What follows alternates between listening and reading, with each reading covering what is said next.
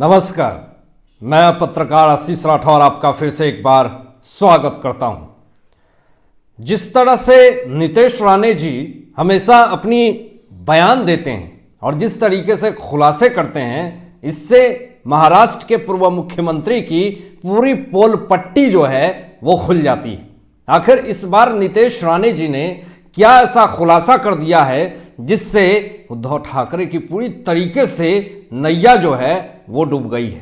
पूरा मामला आपको बताते हैं और कैसे ये आरोप लगाया गया है विनायक राउत के तरफ से कि शिंदे की सरकार पूरी तरीके से खत्म होने वाली है। आखिर इस बयान में कितनी सत्यता है ये भी आपको बताएंगे, लेकिन सबसे पहले ये बताएं कि बीजेपी का विधायक है नीतीश राणे जी, उद्धव ठाकरे को लेकर के हमेशा बयान देते हैं और ऐसे ऐसे खुलासे करते हैं जिससे कि उनकी सारी हेकड़ी जो है वो निकल जाती है। पिछले दिनों ही खुलासा किया था नीतीश राणे जी ने कि करजत के फार्म हाउस में अंडरग्राउंड खोदाई होगी तो 2000 के नोट सबसे ज्यादा मिलेंगे उद्धव ठाकरे के फार्म हाउस में। पैसे का गोदाम है वहां पे, पैसों की ढेर है वहां पे। ऐसे तमाम खुलासे नीतीश राणे जी ने कर रखी है। अभी एक बड़ा खुलासा कर दिया है, मातोश्री पार्ट 2 जो है वो बहुत ज्यादा चर्चे में है अभी महाराष्ट्र में। आखिर ये मातोश्री पार्ट 2 क्या है उद्धव ठाकरे का, ये आपको बताते हैं। नीतीश राणे जी ने हमला किया है उद्धव ठाकरे के ऊपर कि मातोश्री 2 बनाया जा रहा है। बंगले के इंटीरियर पे 250 करोड़ रुपए खर्च किए जा रहे हैं। उद्धव ठाकरे ये बताएं कि ये पैसे कहां से ला रहे हैं वो।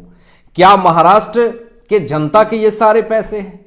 महाराष्ट्र जनता को इतना पैसा पूरी तरीके से लूट लिया है, वही पैसा तो नहीं है। ये पैसे आखिर आए कहां से हैं? ये सोर्स क्या है, सोर्स ऑफ इनकम क्या है उद्धव ठाकरे का, जो ये 250 करोड़ रुपए इंटीरियर में सिर्फ खर्च करवा रहे हैं मातोश्री पार्ट 2 अपने बंगले पे।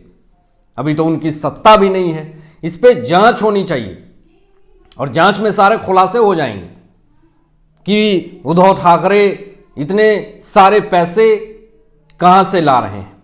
दूसरी चीज, ये आरोप और प्रत्यारोप तो चल रहे हैं, इनके ऊपर ऐसे बहुत सारे खुलासे भी हो चुके हैं, लेकिन यहां मामला ये आ गया है कि उद्धव की शिवसेना अब आरोप प्रत्यारोप करने लगी है शिंदे गुट के ऊपर, क्योंकि इनसे सारा अधिकार छीन लिया गया, पार्टी छीन ली गई, चुनाव चिन्ह छीन लिया गया। ये किसी भी हद तक नहीं लड़ सकते हैं उस अधिकार से जब वो पहले मुख्यमंत्री थे तो। और सबसे बड़ी गलती ये हुई उद्धव ठाकरे से कि उन्होंने इस्तीफा दे दिया और इस पर सुप्रीम कोर्ट ने भी लतार लगाई कि अगर आप इस्तीफा नहीं दिए होते तो शायद कुछ सोच भी पाते। लेकिन उद्धव ठाकरे की शिवसेना के नेता है विनायक राउत।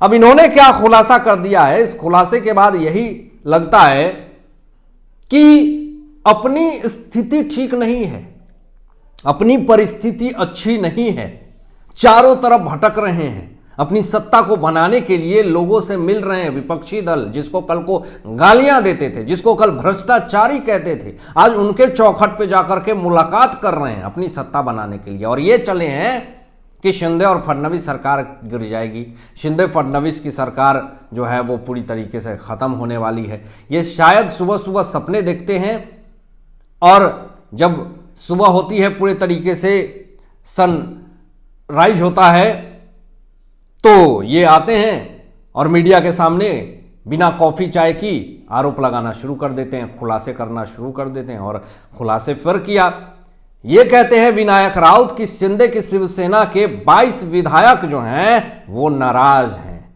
ये खुलासा किया है विनायक राउत ने। अब इस खुलासे का मतलब समझिएगा कि 22 विधायक अगर नाराज हैं तो ये क्या शिंदे और फडणवीस की सरकार में फूट डालने की कोशिश कर रही है। बहुत दिनों से संजय राउत भी ऐसे बयान दे चुके हैं कि 15 दिन में ये सरकार गिर जाएगी, इनके सारे विधायक हमारे संपर्क में हैं।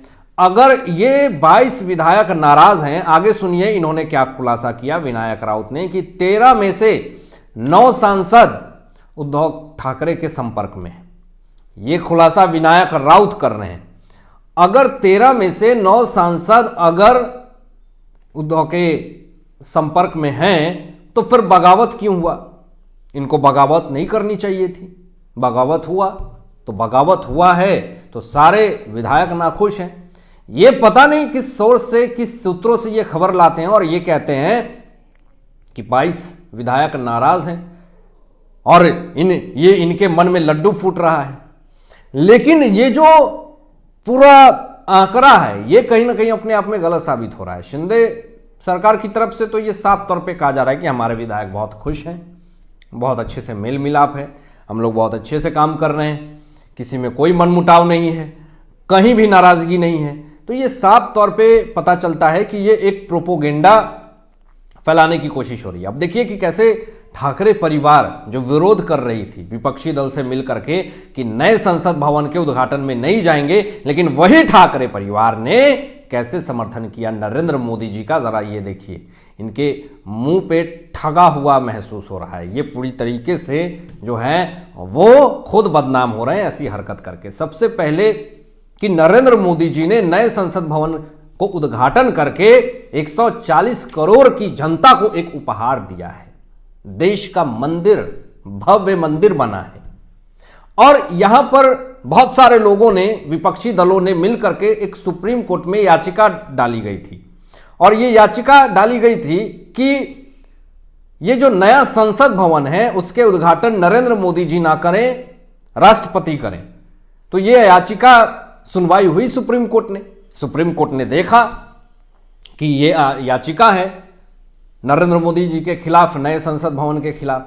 इसको बिना सोचे समझे संसद भवन के मुद्दे को लेकर के जो राष्ट्रपति उद्घाटन करने चाहिए, नरेंद्र मोदी नहीं करने चाहिए, बिना सोचे समझे सुप्रीम कोर्ट ने उसी समय लतार लगा दी, झटका दे दिया सारे विपक्षी दलों को और यह कहा सारे विपक्षी दल को कि ऐसी याचिका लाते कहां से हैं आप लोग, आप लोगों के दिमाग में आता कैसे है ये सारी चीजें। क्या घर में बैठ करके नियम कानून बनाते हैं सारे विपक्षी दल मिलकर के कि ऐसा करना चाहिए, ऐसा नहीं करना चाहिए। मतलब नरेंद्र मोदी जी के खिलाफ इतने अंधे मत हो जाओ कि देश में कुछ अच्छा भी हो रहा है तो उसकी भी विरोध करो। ये कैसा घटियापन है, ये कैसा घटिया नीति है। वही ठाकरे परिवार जो राज ठाकरे उद्धव ठाकरे में नहीं बनता है, दोनों किसी समय के अच्छे मेल मिलाप होकर के सत्ता में काम करते थे, लेकिन आज मनसे अध्यक्ष हैं राज ठाकरे जी और उन्होंने क्या कहा, उन्होंने ये कहा कि संसद भवन देश में लोकतंत्र का स्तंभ है। ये राज ठाकरे जी ने बयान दिया और दोनों का नहीं बनता है, राज ठाकरे का और उद्धव ठाकरे का कभी आपस में नहीं बनता है। लेकिन सोच लीजिए कि राज ठाकरे जी ने नए संसद भवन का सम्मान किया, यानी वो सिर्फ नए संसद भवन का सम्मान नहीं किया, पूरे देश के जनता के लोगों का सम्मान किया। ये कैसे उद्धव ठाकरे समझेंगे, इनको समझ में भी नहीं आएगा। ये इतना देश विरोधी हो गए हैं नरेंद्र मोदी के खिलाफ होकर के कि ये हिंदू विरोधी हो गए हैं, ये पूरे रीति रिवाज विरोधी हो गए हैं। इनको दर्द है, इनको दुख है कि नरेंद्र मोदी जी ने कैसे हिंदू धर्म मंत्रोच्चारण किया, कैसे रीति रिवाज से किया। क्या इनको वहां भी कुछ मुस्लिम की विधि विधान करनी चाहिए थी। शरद पवार को सबसे ज्यादा दुख है, नीतीश कुमार को सबसे ज्यादा दुख है, उद्धव ठाकरे को सबसे ज्यादा दुख है कि ये सिर्फ एक धर्म के लिए ही रीति रिवाज से किया गया है। यहां तो धर्म का कोई एंगल ही नहीं था। ये पूरी तरीके से एक रीति रिवाज जो हमारे भारत देश में जो कल्चर चलता आ रहा है, जो सनातन धर्म हमारे पूरे सदियों से जो चलता आ रहा है, उसी को फॉलो किया है नरेंद्र मोदी जी ने। तो इसमें क्या गलत कर दिया, ये सोचने वाली बात है। ये सारे लोग किस तरीके से हर चीज को राजनीतिक मुद्दा बना देते हैं, लेकिन इन लोगों के हाथ में आता कुछ नहीं है सिवाय झटका के।